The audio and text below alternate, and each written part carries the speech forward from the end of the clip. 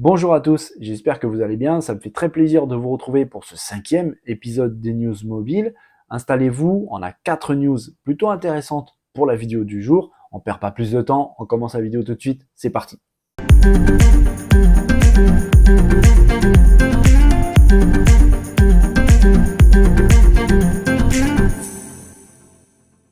La WWDC 23 approche à grands pas. Je rappelle qu'elle a lieu du 5 au 9 juin prochain, toujours à Cupertino, le fief de Apple.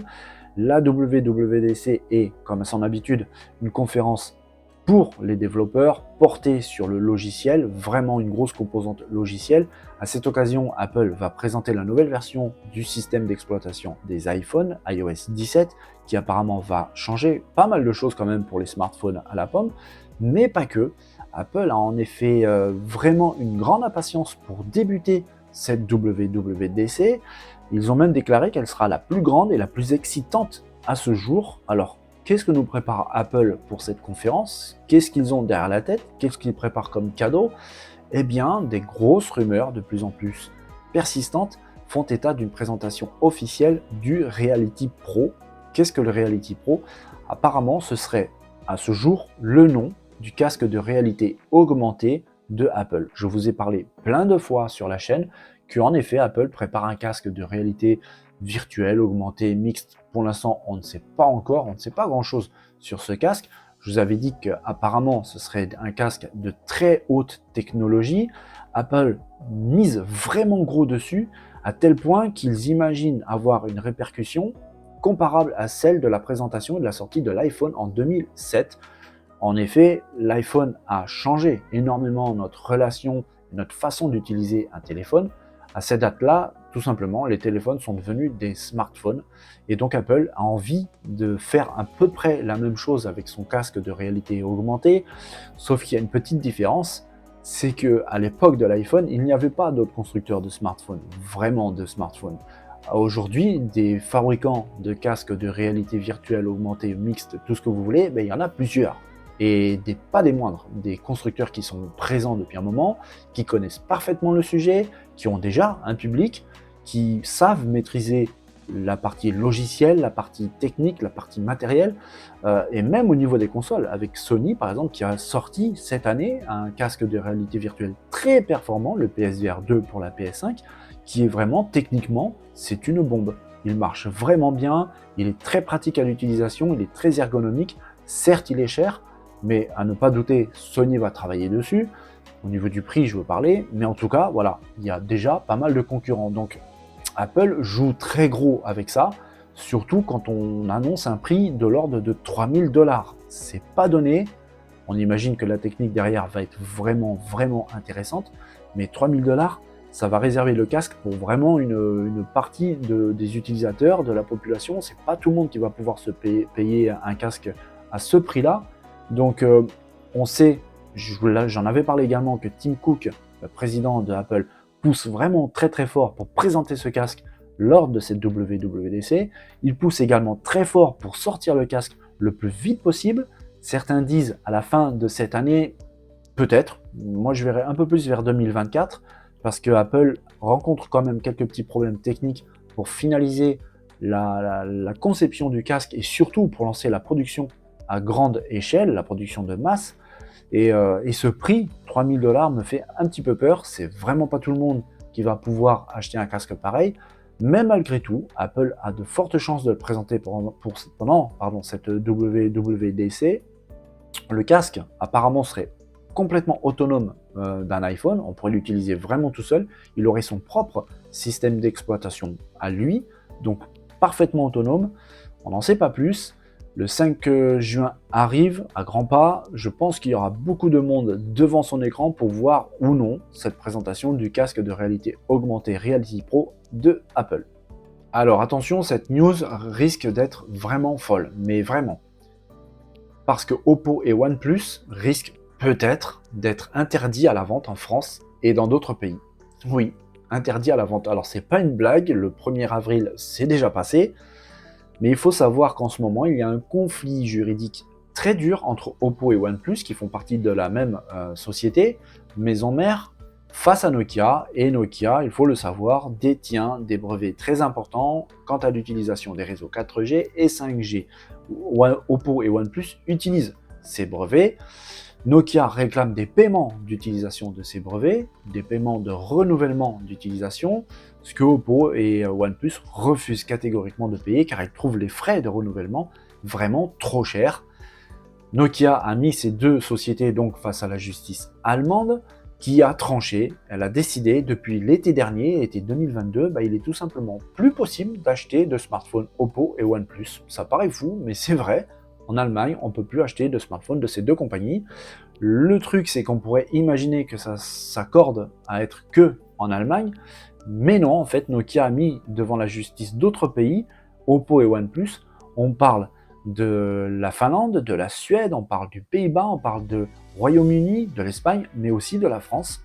Alors, si on imagine que ces pays, les tribunaux de ces pays, suivent l'exemple du tribunal allemand, ça voudrait dire tout simplement que Oppo et OnePlus n'auraient plus accès, interdiction absolue, à l'Europe.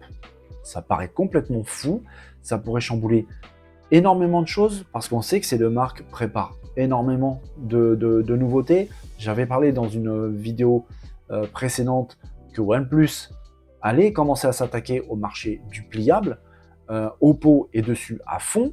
On prévoit même le prochain Find X Pro qui apparemment serait indisponible en France et serait exclusif à la Chine, ce qui tendrait à prouver un petit peu ces décisions des différents tribunaux. Les deux marques ont quand même fait des déclarations, mais des déclarations un petit peu hasardeuses, un petit peu vagues, qui n'ont pas vraiment répondu aux réponses de différents journalistes sur Twitter. Ça fait un petit peu peur, parce que ce sont quand même des marques majeures, qui ont de très très bons produits, et qui jouent en plus avec la concurrence. Donc nous, même consommateurs, nous sommes bénéficiaires de cette concurrence.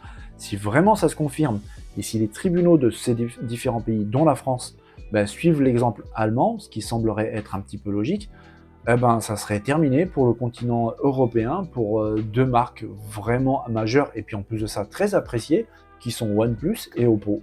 Incroyable.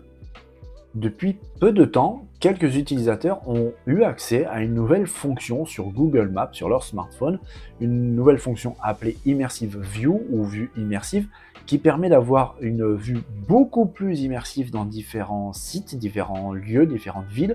C'est vraiment très impressionnant, ça permet une meilleure immersion tout simplement pour pouvoir se promener dans différents lieux.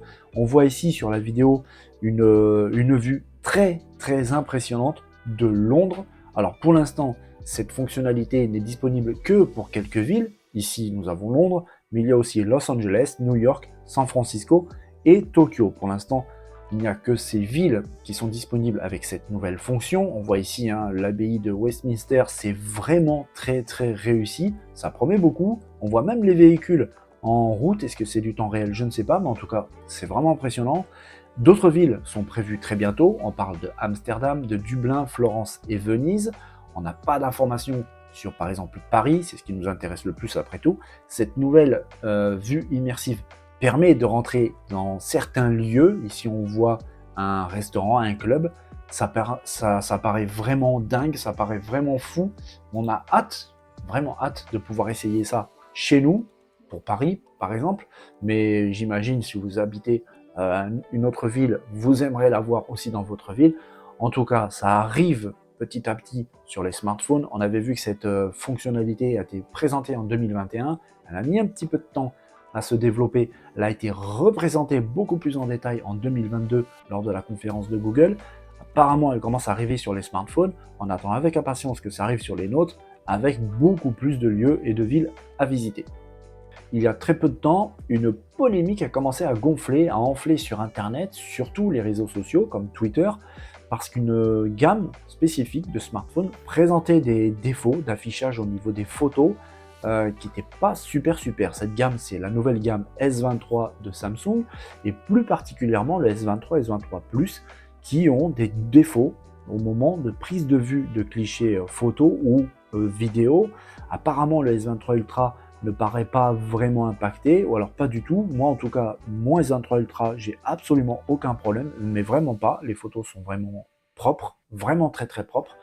Mais le S23 et S23 Plus, c'est vrai que j'ai vu des clichés qui n'étaient pas très très flatteurs. On y voit des traînées de flou euh, pas jolies, et apparemment un peu trop de bruit trop prononcé alors qu'il ne devrait pas y avoir. Certains auraient des problèmes de stabilité niveau prise de vue. Bref, Samsung connaît le problème, Samsung travaille sur le problème. C'est un bon point, on sait que le constructeur écoute vraiment sa communauté, écoute vraiment ses fans.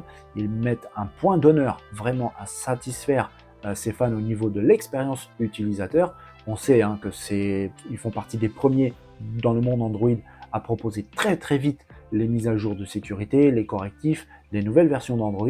Et là, pour ça, ils sont déjà en train de réagir, car en Corée du Sud, il y a déjà une mise à jour, un très gros patch qui est en train d'être diffusé à toute la gamme S23, S23 Plus et S23 Ultra, une mise à jour qui pèse pas loin des 1 Go, 922 mégas pour être exact, si je dis pas de bêtises.